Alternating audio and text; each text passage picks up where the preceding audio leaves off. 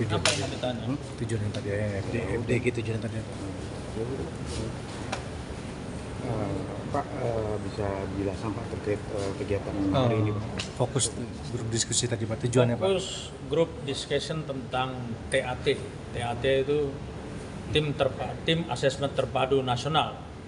Kebetulan ketua TAT nasional itu adalah Direktur Wastati, pengawasan tahanan dan barang bukti BNN RI, sehingga kita mempunyai kewajiban moral untuk mengumpulkan semua stakeholder terkait, penyidik, kejaksaan, kemudian Kementerian Kesehatan, Polri, BNN, Kementerian Sosial, kemudian Kementerian IMPAS, Kementerian Hukum dan Kementerian Hukum, untuk terus menyamakan persepsi bagaimana suatu proses asesmen terpadu itu dilaksanakan untuk mengurai permasalahan-permasalahan yang berhubungan dengan penegakan hukum di bidang narkotika, khususnya kepada para pengguna, karena amanat undang-undang kita nomor 35 tahun 2009 mengamanatkan bahwa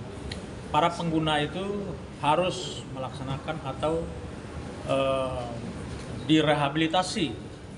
Nah, ada problem di sini yang terjadi antara ketika kita menangkap seseorang sebagai pengguna dan juga sebagai pengedar, maka kita harus mengasesmen apakah orang ini pengguna atau tidak. Dari aspek data-data intelijen yang ada, hasil penyelidikan, kemudian hasil asesmen itu menjadi satu rekomendasi kepada hakim, bahkan dilengkapi dalam berita acara atau dilengkapi dalam berkas perkara. Lalu ini menjadi dasar untuk keputusan hakim supaya di pengadilan, dalam proses pengadilan diputuskan untuk direhabilitasi jika rekomendasinya itu adalah untuk direhabilitasi. Nah, kira-kira seperti itu. Pak, tanggapannya Pak terkait maraknya kios-kios yang berkedok kosmetik itu Pak di Kabupaten Bogor sendiri seperti apa sih Pak? Apa?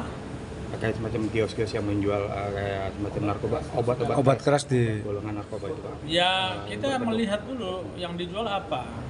Kalau dijual itu narkotika, ya kita tangani, bisa ditangani BNN, bisa ditangani Polri.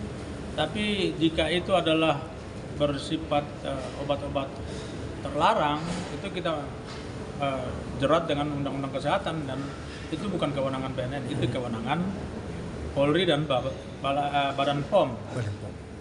Jadi ya memang banyak, kita sadari banyak modus operandi yang saat ini terjadi, yang dilakukan oleh para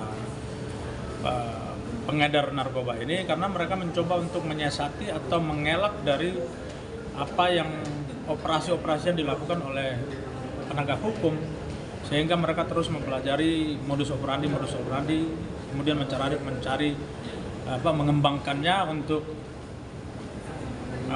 mencoba menghindar dari jeratan hukum tersebut. Kira-kira seperti itu. Dan memang kita harus bisa lebih mendahului dari para penjahat ini. Penyidik harus mampu mendahului dengan mempelajari potensi perubahan modus operandi yang ada. Oke. Terima kasih Bapak.